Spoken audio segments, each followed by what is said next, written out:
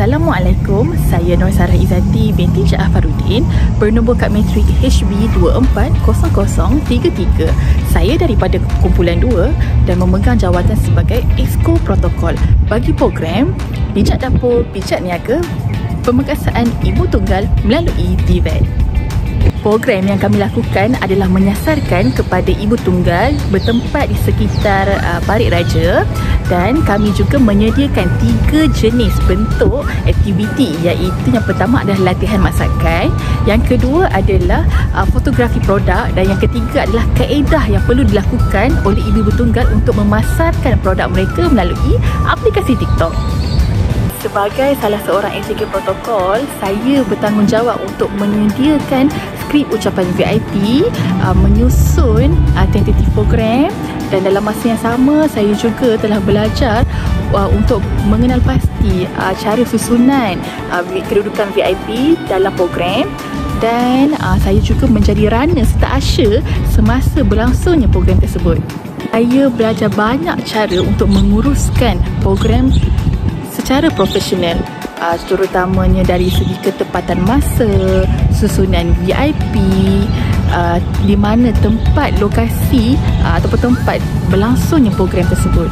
Yang paling menyeronokkan semasa program ini berlangsung adalah saya telah melihat macam mana ibu-ibu tunggal ini menyediakan makanan dalam kumpulan, bekerjasama sesama sendiri. Dalam masa yang sama mereka begitu gembira dan seronok belajar cara fotografi yang sebenar untuk memasarkan produk mereka. Dan dalam masa yang sama saya juga dapat melihat ibu-ibu tunggal ini belajar kaedah yang betul untuk memasarkan produk mereka menggunakan aplikasi TikTok, dan ini menarik minat mereka tentang kaedah jualan yang mampu meningkatkan hasil pendapatan mereka. Walaupun sebenarnya saya hanya bekerja di belakang takbir, tapi peranan sebagai salah seorang executive protokol sangat penting, terutamanya untuk memastikan program tersebut berjalan secara lancar dan sistematik. Melalui pengalaman yang saya perolehi sepanjang aktiviti ini dijalankan adalah saya lebih memahami tentang stratifikasi sosial dalam sosiologi pendidikan. Golongan ibu tunggal sering terpinggir dalam masyarakat dan kurang berpeluang untuk menyertai program-program seperti ini. Disebabkan itu, mereka juga mempunyai tanggungjawab yang besar terhadap keluarga, kekangan masa, kekangan kewangan.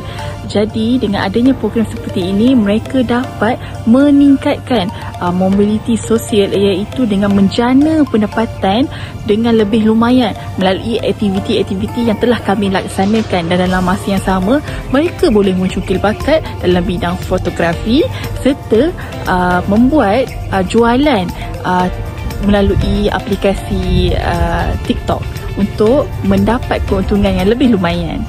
Saya percaya dengan adanya latihan serta bimbingan yang kami berikan akan berlakunya mobiliti sosial, iaitu daripada dulu mereka tiada pendapatan, kini mereka mampu menjana pendapatan yang lebih lumayan melalui keusahawanan yang dijalankan melalui aplikasi TikTok. Aktiviti ini juga dapat memberikan mereka untuk lebih berdikari dan meningkatkan taraf ekonomi keluarga. Saya sedar sebenarnya institusi pendidikan seperti universiti memainkan peranan yang besar sebagai ejen perubahan sosial. Saya berpendapat bahawa program-program seperti ini patut dijalankan secara berterusan yang melibatkan para pelajar dengan pihak komuniti luar agar peranan TVET tersebut dapat dirasai secara meluas. Saya dapati bahawa walaupun ilmu yang dicurahkan hanyalah sedikit, tetapi memberi kesan kepada mereka dengan ilmu tersebut mampu digunakan untuk memperoleh dan menjana pendapatan yang lebih baik. Sebenarnya, melalui program tersebut bukan sahaja kita berfokus kepada teknikal semata-mata, tetapi juga lebih merangsang kepada sifat empati, nilai dan juga kepimpinan. Saya berharap Melalui program ini, ia akan menjadi titik tolak kepada saya untuk lebih banyak menyertai program-program yang melibatkan komuniti. Dan dalam masa yang sama, saya tahu lebih banyak kita memberi, sebenarnya kita membina diri kita sendiri. Itu sahaja daripada saya. Sekian, terima kasih.